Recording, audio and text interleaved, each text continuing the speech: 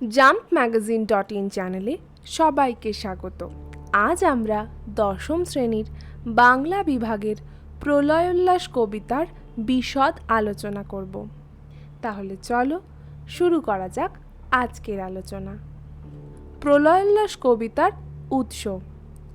অগ্নিযুগের দামাল কবি কাজী নজরুল ইসলাম। তার রচিত অগ্নিবীণা কাব্যগ্রন্থের অন্তর্গত একটি কবিতা হল প্রলয়োল্লাস। প্রলয়োল্লাস কবিতাটির রচনার প্রেক্ষাপট নিয়ে সমালোচকদের মধ্যে দ্বিমত রয়েছে।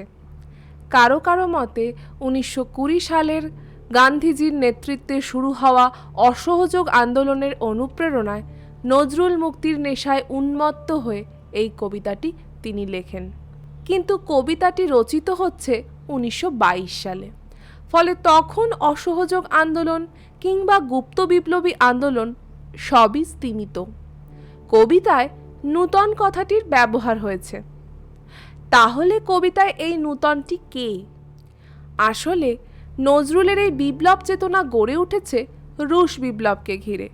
1921 সালের শেষ দিকে ভারতে স্থাপিত হয় কমিউনিস্ট পার্টি, আর কমিউনিস্টের আদর্শে নতুন বিপ্লবের প্রেক্ষাপটে তিনি লেখেন প্রলয়োল্লাস কবিতাটি। নজরুলের সিন্ধু পারের আগল ভাঙা মানে রুশ বিপ্লব। প্রলয় তো বিপ্লবেরই অপর নাম। সমগ্র বিশ্বব্যাপী রুশ বিপ্লবের যে গভীর প্রভাব পড়েছিল তার প্রেরণাতে ভারতেও গণজাগরণের আকাঙ্ক্ষা থেকে নজরুল লেখেন প্রলয়োল্লাস। কবিতার সরলার্থ। নূতনের আগমন বার্তা সূচিত হয়েছে। সেই নূতনকে স্বাগত জানাতে তার জয়গান দিকে দিকে ধ্বনিত করে তুলতে চাইছেন কবি। কবিতার শুরুতেই আমরা দেখি জয়ধ্বনির উল্লাস। এই জয়গান নবীনের জয়গান। ভারতের তরুণ দামাল বিপ্লবী সন্তানেরা প্রলয়ের নেশায় মত্ত। পরাধীনতার গ্লানি দূর করতে তারা দৃঢ় প্রতিজ্ঞ, আর সেই কল্যাণযোগ্য অসুররূপী ব্রিটিশ শক্তির নিধনের মধ্যে দিয়ে সফল হবে। বিপ্লবের আবেগে যেন কালবৈশাখীর মত্ত ঝড় উঠেছে দেশ জুড়ে। এই ঝড়ে ঘুচে যাবে সব শৃঙ্খল। আর তাই কবি লেখেন, ওই নূতনের কেতন ওরে কালবৈশাখীর ঝড়। কবি নজরুল স্বপ্ন দেখেছেন বিপ্লবের প্রতিষ্ঠার মধ্য দিয়ে ভারতে উঠবে স্বাধীনতার সূর্য। সমস্ত ভারতবাসীর মনে একযোগে বিপ্লবের আকাঙ্ক্ষা মুক্তির স্বপ্ন জাগরিত হলে তবেই আসবে অখণ্ড স্বাধীনতা। অনাগত প্রলয় যেন উদ্দাম নৃত্যে মেতেছে। মহাকাল উন্মত্ত হয়ে প্রতীক্ষা করছে এক ভয়ঙ্করের। কবি এই ভয়ঙ্করের আবির্ভাব চান। সিন্ধু পারের সিংহদ্বার বলতে ব্রিটিশ শক্তিকেই বোঝানো হয়েছে। এমন পরিস্থিতিতে সমগ্র ভারতবাসীর স্বাধীনতার আকাঙ্ক্ষা এক প্রবল রুদ্রতেজে ব্রিটিশ শাসনের ভিত নড়িয়ে দিতে শুরু করেছে। কবি সমগ্র কবিতাটিতে অনাগত বিপ্লবকে ভয়ঙ্কর বলেছেন। এই শব্দপ্রয়োগ আসলে প্রতীকী। এই ভয়ঙ্করের কোলে আছে রক্তমাখা তরবারি। তার চুলের ঝাপটায় আকাশ দুলে ওঠে। জ্বালামুখী পুচ্ছ নাচিয়ে মুক্তিদাতার মতোই আবির্ভাব ঘটবে সেই ভয়ঙ্করের। এমনটাই কবি স্বপ্ন দেখেছেন। আসলে তরুণ সব বিপ্লবীদের সংগ্রামে উন্মত্ত অট্টহাসিতে যেন চরাচর স্তব্ধ হয়ে আছে। নজরুল বারবার মহাকাল, প্রলয় এবং আরও নানা পৌরাণিক অনুষঙ্গ কবিতায় আনেন প্রতীক হিসেবে। মহাকাল বা প্রলয় আসলে দেবাদিদেব মহাদেব, যার দুই রূপ, রক্ষক এবং সংহারক। ধ্বংস এবং সৃষ্টির লীলায় তিনি জগৎকে লালন পালন করেন। মহাদেবের প্রলয় নৃত্যের ধ্বংসের মধ্য দিয়েই সৃষ্টির নতুন নিশান উঠবে। নজরুল বিপ্লবী তরুণ ভারতীয়দের মহাদেবের সঙ্গে তুলনা করেছেন এইভাবে। আসলে বিপ্লব তো ধ্বংসের মধ্য দিয়ে নতুন সৃষ্টির কথাই বলে, আর এই নতুন আসবে ভয়ঙ্করের বেশে, যাকে প্রতিহত করার ক্ষমতা কারণ নেই। কবি লিখছেন, দ্বাদশ রবির বহ্নি জ্বালা ভয়াল তাহার নয়ন কটায়, দিগন্তরের কাঁদন লুটায়, পিঙ্গল তার ত্রস্ত জটায়। এখানে দ্বাদশ রবি আসলে পুরাণের অনুষঙ্গ। এই দ্বাদশ রবি হল বিবস্বান, অর্যমা, পূষা, ত্বষ্টা, সবিতা, ভগ, ধাতা, বিধাতা, বরুণ, মিত্র, শত্রু, উরুক্রম।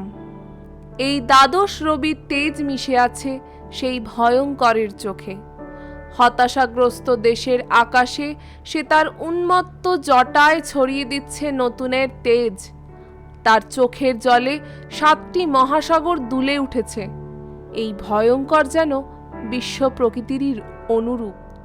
সর্বশক্তিমান প্রকৃতিও যেন এই পরাধীনতার বিরুদ্ধে জাগ্রত হয়েছে। রবীন্দ্রনাথ যেমন লিখেছিলেন, ওরে নবীন, ওরে আমার কাঁচা, আদমরাদের ঘা মেরে তুই বাঁচা। এই নবীনের জয়গান নজরুলও গাইছেন।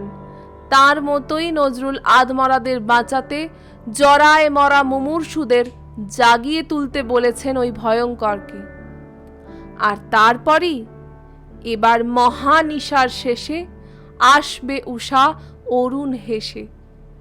অরুণ আসলে নবোদিত সূর্য হলেও এখানে কবি মৃত্যুঞ্জয়ী বীর বিপ্লবীদের বোঝাতে অরুণ শব্দটির ব্যবহার করেছেন। পরাধীনতার বঞ্চনা, শোষণ, অত্যাচারের অবসানের মধ্যে দিয়ে নতুন দিনের সূর্য উঠবে। মহাদেব প্রলয়ের মধ্যে, ধ্বংসের মধ্যে নতুন সৃষ্টির বীজ জন্ম দেন। তাঁর কপালে থাকে চাঁদ, ধ্বংসের মধ্যে যা সুন্দরের বার্তা। তাই কবি বলেন, দিগম্বরের জটায় হাসে শিশু চাঁদের কর। এই নূতনের, এই ভয়ঙ্করের আসার সময় সূচিত হয়েছে। ঘনিয়ে এসেছে মহাপ্রলয়ের কাল। ভয়ঙ্করের রথের চাকার শব্দ শুনতে পাচ্ছেন কবি। সুদিন সমাগত। বারবার তাই কবি এই ভয়ঙ্করের জয়ধ্বনি করতে বলেছেন। গানের মতোই ধুয়ো উঠেছে বারবার এই কবিতায়। প্রলয়োল্লাস আসলে একটি কোরাসধর্মী গীতি কবিতা, তাই এমন ধুয়ো। জগৎ জুড়ে প্রলয়ের মেঘ ঘনিয়ে উঠেছে। বিপ্লব ঘটে যাচ্ছে অন্যান্য দেশে। রুশ বিপ্লব, আয়ারল্যান্ডের বিপ্লব, তুরস্কে কামাল পাশার উত্থান ইত্যাদি ঘটনা, সংগ্রাম এবং স্বাধীনতার জন্য বিপ্লবের জাগরণকে সূচিত করেছে। কবি এই সব ঘটনায় গভীরভাবে অনুপ্রাণিত হয়েছেন। ব্রিটিশ সরকার যখন ভারতের বিপ্লবীদের কণ্ঠরোধ করতে পাঠিয়ে দিচ্ছিল আন্দামানের কুখ্যাত সেলুলার জেলে, সমুদ্র পারের অত্যাচারে তখনও বিপ্লবকে দমিয়ে রাখা যায়নি। ভারত মাতার পরাধীনতার শৃঙ্খল মোচনে মাভৈ মন্ত্র ধ্বনিত হচ্ছে দিকে দিকে। ভারত মায়ের বীর সন্তানদের জীবন মৃত্যু পায়ের ভৃত্য চিত্ত ভাবনাহীন। তারাই প্রলয়, তারাই মহাকালের ভয়ঙ্কর শক্তি। আন্দামানের কারাগারে এই ধ্বংসের দেবতারা বন্দী। তাই কবি লেখেন, অন্ধকারার বন্ধ কূপে দেবতা বাঁধা যজ্ঞ জুপে। সত্য, শিব, সুন্দরের পূজারী কবি নজরুল। ধ্বংসের মধ্যে সুন্দরের প্রকাশ তিনি দেখেছেন। মহাদেবের সৃষ্টি ধ্বংসের ভাঙা গড়ার খেলায় ভয় নেই। নবীনের জয়গান গেয়ে যা কিছু অসুন্দর তা ধ্বংস করার ডাক দিয়েছেন কবি। প্রলয়ের উল্লাসে সমস্ত ভারতবাসীকে জাগিয়ে তুলতে চেয়েছেন স্বাধীনতার কামনায়। আর তাই বারবার সেই নূতনের, সেই ভয়ঙ্করের জয়ধ্বনি করতে বলেছেন তিনি। পরাধীন ভারতবর্ষে ব্রিটিশ শক্তির অত্যাচার শোষণে নিপীড়িত হতে হতে ভারতবাসীর মনে জেগে উঠেছিল স্বাধীনতার স্বপ্ন বিপ্লবের সম্ভাবনা।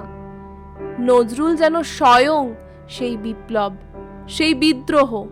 তাঁর লেখায় ঝরে পড়ে কামান গোলার আগুন, ব্রিটিশের প্রতি তীব্র ক্রোধ, ঘৃণা আর ভারত মাতাকে বন্ধন মুক্ত করার অদম্য বাসনা। প্রলয়োল্লাস কবিতাটি সেই প্রবল প্রতিবাদের বাণী। কবিতার নামের মধ্যে যে প্রলয়ের ইঙ্গিত, তা আসলে স্বাধীনতা আন্দোলনের, মুক্তির বিপ্লবের প্রলয়। যেন স্বাধীনতাকামী সকল তরুণ যুবার মনে বিদ্রোহ জাগিয়ে তুলতে চেয়েছেন কবি এই লেখায়। এটি প্রকৃত অর্থে কবিতা নয়, গান। বহু অংশে ধুয়ো রয়েছে, সুর ঝংকারে পুনরাবৃত্ত হয়েছে পংক্তি। পরাধীনতার বন্ধন মোচনের জন্য তিনি ভারত মাতার বীর ছেলেদের উৎসাহিত করেছেন। কঠোর সংগ্রামের মহাব্রত করতে হবে, তবে স্বাধীনতার সূর্য ভারতের আকাশে উদিত হবে। এই কবিতায় কবির ইতিবাচক মনোভাবটি স্পষ্টভাবে প্রকাশ পেয়েছে। তিনি বিপ্লবের বাণীর বাহক। বিপ্লবীদের মহাকালের সঙ্গে তুলনা করেছেন। মহাকালের প্রলয় নাচনে ধ্বংসের স্পষ্ট বার্তা কবি শুনতে পেয়েছেন। কালবৈশাখীর ঝড়ে পরাধীনতার জীর্ণ বাঁধন উড়ে যাবে। সিন্ধু পারের সিংহদ্বারের আগল ভেঙে পড়েছে। মহাকাল বজ্রশিখার মশাল জেলে অন্ধকূপের আধার ঘোচাতে আসছেন। রক্তমাখা কৃপাণ ঝুলছে তাঁর কোলে।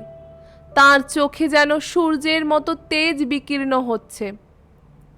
মুমূর্ষুদের সঞ্জীবনী সুধা দিতে মহাকালের এই প্রয়াস ব্যর্থ হবে না। আজকের আলোচনা এখানেই শেষ করছি। পর্বটি কেমন লাগলো তোমাদের তা অবশ্যই আমাদের কমেন্ট করে জানিও। ভালো লাগলে লাইক আর বন্ধুদের সাথে অনেক শেয়ার করো। আমাদের চ্যানেল জাম্প ম্যাগাজিনকে অবশ্যই সাবস্ক্রাইব করো আর শুনতে থাকো জাম্প ম্যাগাজিন। আবার আসবো পরের পর্বে।